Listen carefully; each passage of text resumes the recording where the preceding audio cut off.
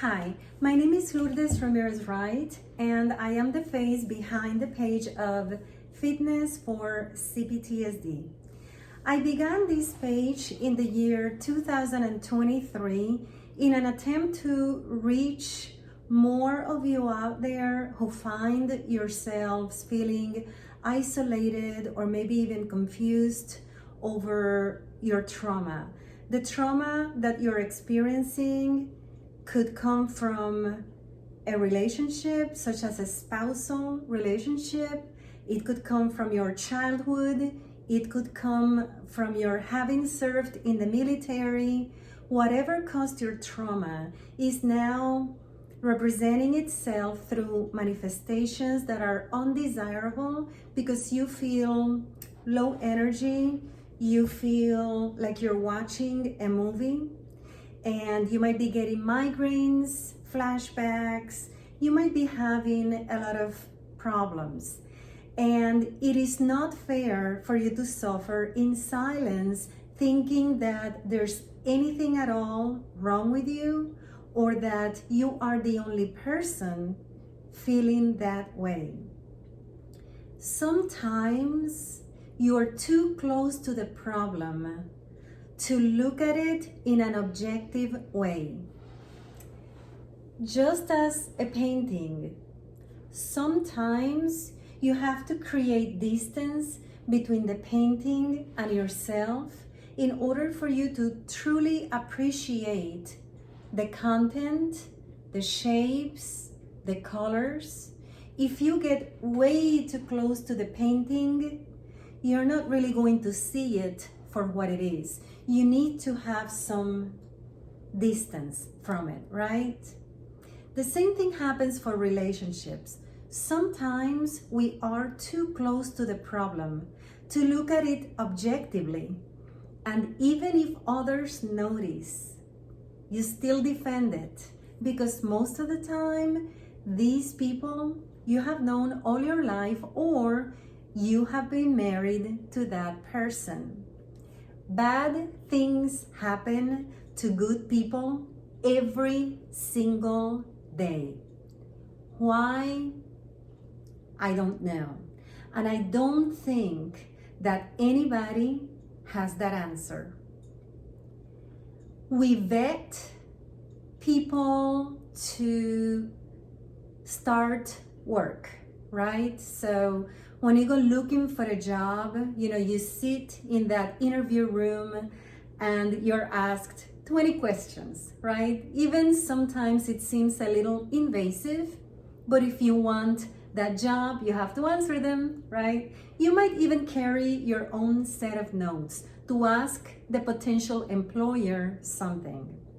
But for the most part, you're pretty bombarded with questions, aren't you?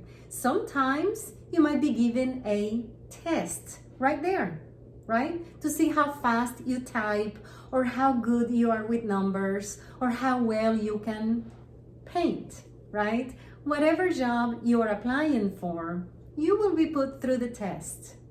And we tend to do that with politicians, don't we? We really, really monitor their every move. Every time somebody is running for political office, we want to know everything about them, right? And the media are going to be all over this one.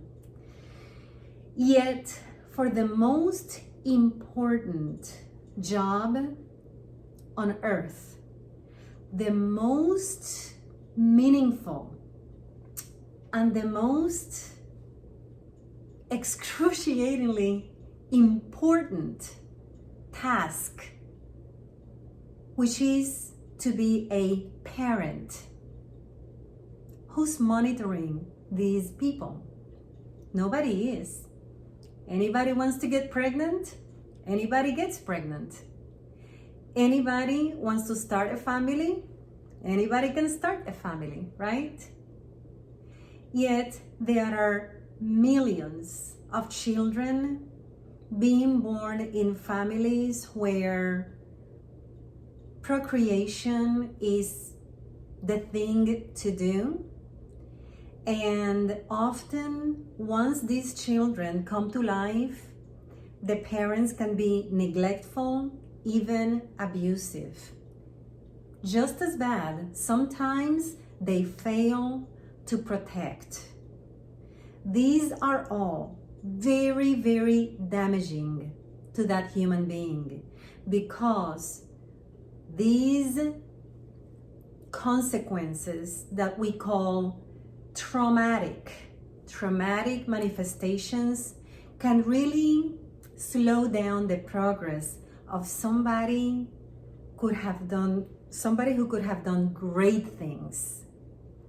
I am here to tell you, I have done enough research on this subject, and I myself grew up in domestic violence. In fact, I don't know if you've ever watched Little House on the Prairie. It happens to be one of my favorite programs, the reruns. I still watch them. One of my favorite characters, she played Nellie.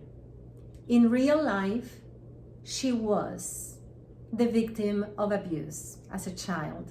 And now that is one of her meaningful causes. You can go on Amazon and you can buy her books. But the thing is that why is it that the people who are supposed to love us, care for us, above all, protect us, set us up for success, and teach us to be amazing individuals, why is it that these people do so much damage in some families? Again, I don't have the answer, but I am here to tell you there are thousands and thousands of people who had a very tough childhood and sustained trauma, and they have become entrepreneurs, wealthy, happily married, parents themselves. It is possible. Yes, it is the exception. Pretty much in every research I've done, I have found that the numbers fall as in 2/3 or 3/4 of the groups are not successful. They find themselves in unwanted pregnancies, or alcoholism, or drug addiction, or multiple divorces, or in jail. There's a small number, however, that succeeds in having a very fulfilling and meaningful life, good lives that they have had to create for themselves because the tools were not given to them as children, yet they found a way to make it happen. Do not confuse two things. When people tell you you're stuck because you talk about it or you put out there what happened to you or your experience, nothing could be farther from the truth. You're talking about it, you're putting out there the truth. The truth. Those things do not make you stuck at all. You are acknowledging the beginnings of your existence. And that is self-validation. In addition, it could be very therapeutic. Plus, you are helping other people out there to be aware that they don't have to feel isolated because it happened to you too. So you're doing a lot of good by putting your information out there. If we don't talk about it, we will never fix this problem. So what I'm saying to you through this short video, I wanted you to know that I appreciate each and every one of you who scrolls through my page, who gives me likes, who listens to what I have to say. You have found my YouTube videos, which I try to put out once a month, but it has become harder and harder as my responsibilities have increased at home. So you have also found my Instagram page, you have found my information, that I can only hope it is a fountain of information or tools for your individual specific situation. I'm telling you, be a part of the exception, that successful exception of those larger numbers. Be that exception. You don't have to fall with statistics. I didn't fall with statistics. I suffered trauma.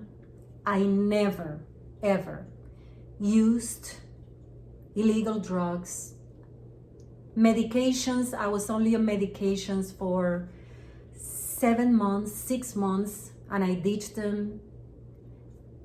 I never got into trouble with the law. You can actually get yourself out of a very dark space without doing anything illegal, without getting into drugs, without becoming promiscuous, etc.